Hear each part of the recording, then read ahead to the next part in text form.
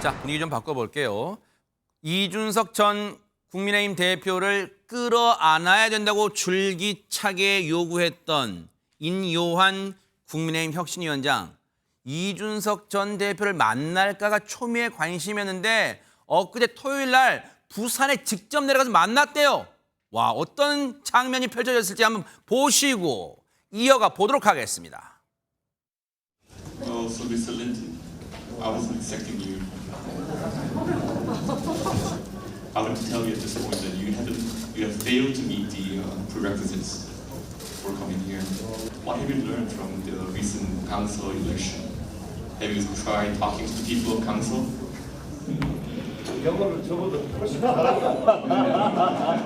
By the way, Mr. Linton, am I the patient here? Am I the patient here? Are you here as a doctor? Yeah, I gotta say this, the real patient is in Seoul. 자, 일단은 미쿡에서 13년째 살다가 오신 최재문 교수님. 그냥 이건 약간 저기 뭐 좀 생뚱맞은 질문입니다만 이준석 전 대표 영어 발음 괜찮아요? 뭐 들을만합니다. 아하, 오, 강하게 나오시는데요, 네네. 일단 인요한 위원장은 또 웃음으로 받아쳤어요. 네, 받아쳤어요. 저는 나보다 더 잘하네요, 영어를 그러니까요. 막 그렇게 네, 합니다. 네. 네. 그러니까 훨씬 저는 인요한 위원장이 한 수 위라고 생각해요. 아. 저런 상황이라면. 그러니까 인요한 위원장은 우리나라에서 태어났고 우리나라 그 국적까지 갖고 계신 분이에요. 그리고 한국말을 잘 하시잖아요. 못 알아듣는 것도 아니고. 근데 굳이 영어를 쓰는 이유가 뭘까요? 뭘까요, 진짜? 저는 그래서 이준석 전 대표가 저런 모습을 보이는 게 국민들한테 절대 좋은 모습으로 보이지 않아요. 저거는 상대방에 대한 예의가 저는 아니라고 생각합니다. 네. 그리고 거기에 모인 청중들에 대한 예의도 아니고요. 저런 식으로 그리고 부를 때도 미스터 린튼이라고 불렀잖아요. 이게 성을 부른 거잖아요. 인요한 위원장이 이제 영어 성이 린튼이거든요. 근데 보통은요 직책을 갖고 있는 사람 뭐 예를 들면 바이든한테 미스터 바이든 이렇게 안 부르잖아요. 미스터 프레지던트 이렇게 부르는 거예요. 일반적으로. 그래서 혁신위원장이면 혁신위원장으로서의 역할을 하고 계신 분이니까 그렇게 부르는 게 저는 맞다고 생각합니다. 네. 그래서 저는 이준석 전 대표가 여러 가지 의미가 있겠지만 약간 좀 거기까지 찾아왔잖아요. 인요한 위원장이 어쨌든 네. 나이도 많으신 분이 그러면 좀 예의를 갖춰서 얘기하는 게 맞았다고 보고 저런 형태로 얘기하는 것은요 보는 사람으로 하여금 상당히 좀 불쾌감을 느끼게 만들 수도 있는 그런 대화 태도였다고 생각합니다. 근데 또 하나 궁금증이 있어요. 마지막 네. 부분 그 발언 중에 예, 저기 인요한 위원장한테 그랬죠. 여기에 의사 자격으로 오셨나요? 그렇죠. 진짜 환자는 서울에 있습니다. 이렇게 가리키는 예, 누구 맞아요. 환자 누구 얘기하는 거예요? 윤석열 대통령 얘기하는 거예요. 어머. 저는 그렇게 들려요. 아니 그러니까 모든 사람이 그렇게 생각할 거예요.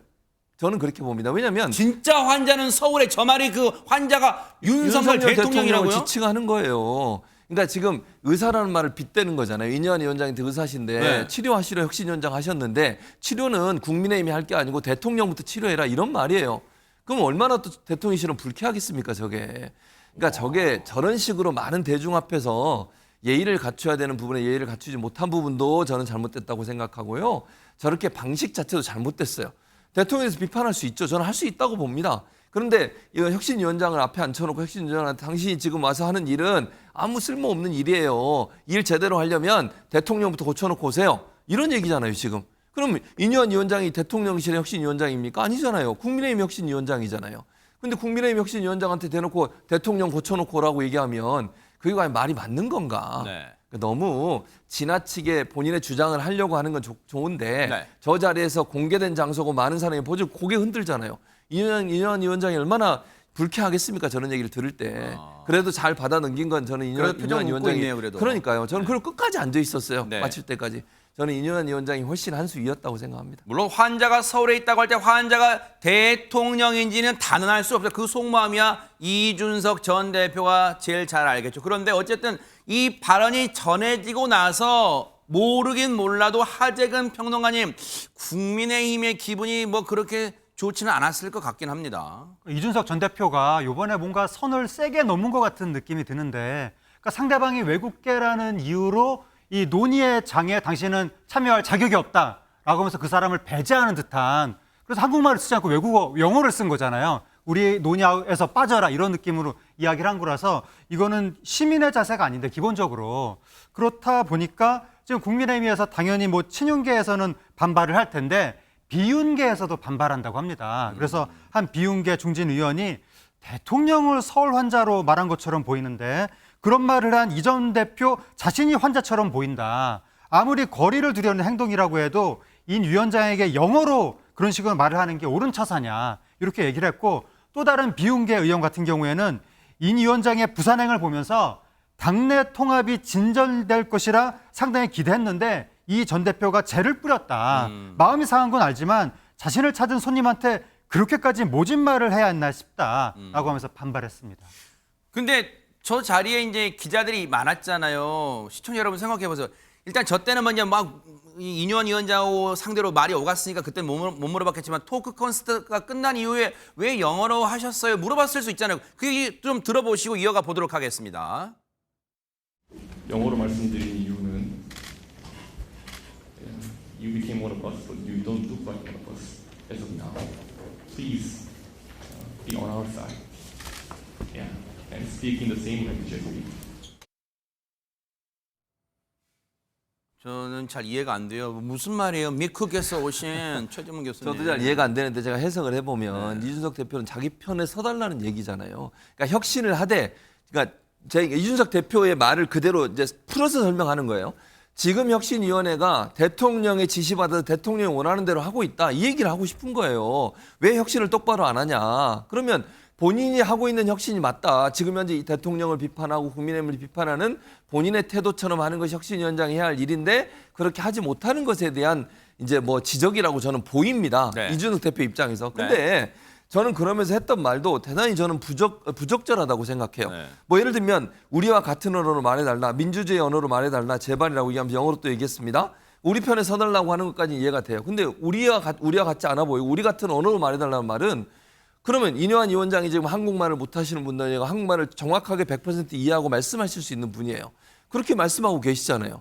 그럼 우리 편에 서달라는 말과 연결시키면 우리와 같은 보이스를 내달라는 건데 혁신위원장이 어느 한쪽 의견만을 대변하는 건 아니잖아요. 물론 100번 양보해서 이준석 대표가 주장하는 주장이 일부 받아들일 부분이 있다고도 치더라도 한쪽의 의견만을 전달하면 혁신위가 제대로 돌아가겠습니까? 양쪽 의견을 잘 듣고 제대로 된 방향으로 가야 되는 것이고요. 그 혁신의 방향이 반드시 이준석 대표가 지향하는 방향만이 절대적인 혁신의 방향으로 보지 않아요. 그런데 저렇게 얘기하면서 상대방의 면박을 주는 태도, 그것 때문에 영어로 얘기했다는 것도 말이 안 돼요. 그게 앞뒤가 안 맞잖아요. 그럼 한국말로 얘기하면 안 됩니까? 우리 편에 서주세요. 우리가 요구하는 혁신을 받아들여 주세요. 이걸 한국말로 하면 되는 거지 영어로 꼭 해야 됩니까? 그런 부분은 좀 이해가 안 되는 이해가 안 된다는 생각이 저는 개인적으로 듭니다. 호준 변호사님, 이준석 전 대표가 자신의 발언 등등이 다 언론에 대서특필될 걸 알았을 거란 말이에요. 그러면 그 이후에 반응 같은 건 안 나왔어요? 이준석 대표가 제가 굽히는 거를 사실 저 이준석 대표를 모릅니다만은 제가 아는 한 거의 본 기억이 없습니다. 정치라는 것이 어느 한쪽을 반드시 쓰러뜨려야만 끝이 나는 투쟁이 아니라 타협점을 찾아가는 과정이라고 저는 생각을 하는데 이준석 대표가 타협점을 찾기 위해서 자신을 내려놓는 모습을 저는 본 기억이 없는데요.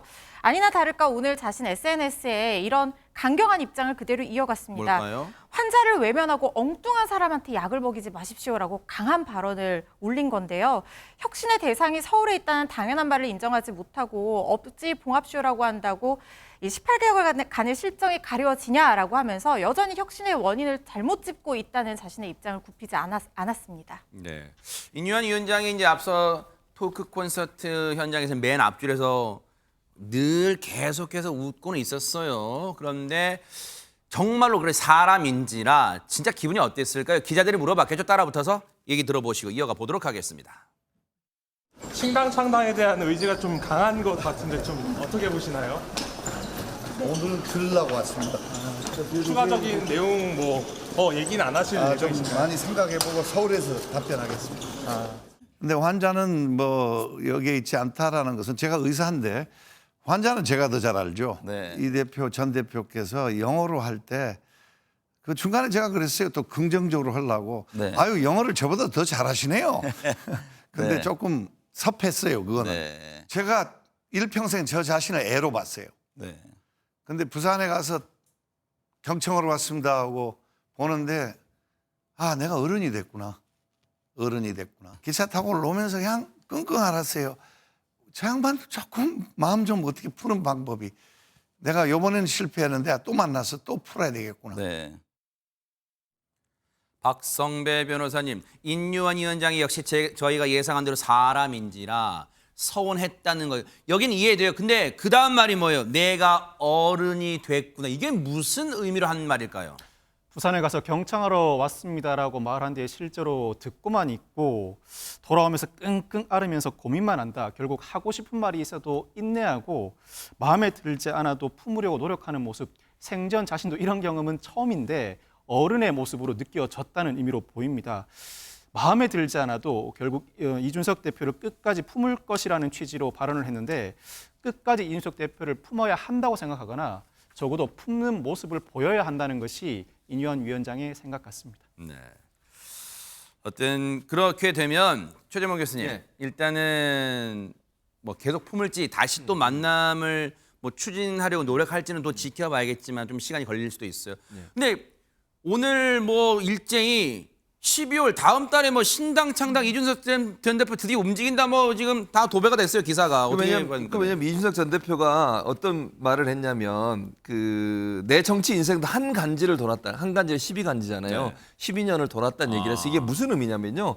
12년 전이 2011년 12월 27일 날 이준석 전 대표가 당시 한나라당 박근혜 비상대책위원회 비대위원으로 정계에 입문한 날이에요. 아하. 그러니까 그 날의 의미를 다시 네. 되새겼다고 보여지기 때문에 이제 많은 정치 전문가들이나 아니면 언론에서 신당 창당을 한다면 아마 올해 12월 27일이 되지 않을까라고 네. 얘기하는데 네. 하나만 말씀드리면 네. 오늘 이제 이준석 대표가 다른 모 언론사와 인터뷰를 했어요. 네. 인터뷰한 내용 보니까 뭐라고 얘기했냐면 본인이 창당할 수도 있다. 다만 신당을 창당할 수도 있지만 12월 전에 지금의 대표 그러니까 그 지도부죠. 지도부가 물러나면 그때는 자기가 다른 생각을 할 수 있다고 그랬어요. 조건을 달았어요. 네. 그렇기 때문에 저는 이제 윤석열 대통령이 이걸 어떻게 이제 해결할 거냐의 문제라고 저는 보는데 좀 기다릴 겁니다. 12월까지 만약에 본인한테 뭐 선대위원장 자리도 주고 또는 뭐 지도부 사퇴시켜서 본인이 선거에 모든 역할을 할 수 있도록 해준다면 물러나서 본인이 또 국민의힘에 들어갈 가능성도 전혀 배제할 수 없는 상황이다 이렇게 보여집니다. 드디어 총선이 째깍째깍 다가오는가 봐요. 지금 정치권이 요동칠 기미를 보이고 있어요. 이 부분도 앞으로 뉴스파이터가 눈 부릅뜨고 대신 차분하게 따라붙어 보도록 하겠습니다. 보고 계십니까? 대박 사건. 네, 안녕하십니까? 김명준입니다. 여러분과 함께하는 뉴스파이터. 다양한 소식과 뉴스를 보고 싶으시면 화면 오른쪽을 꾹 눌러 구독해 주시길 바랍니다. TV로도 유튜브로도 여러분께 한 발 더 다가가겠습니다. MBN 뉴스와 뉴스파이터를 사랑해 주셔서 고맙습니다.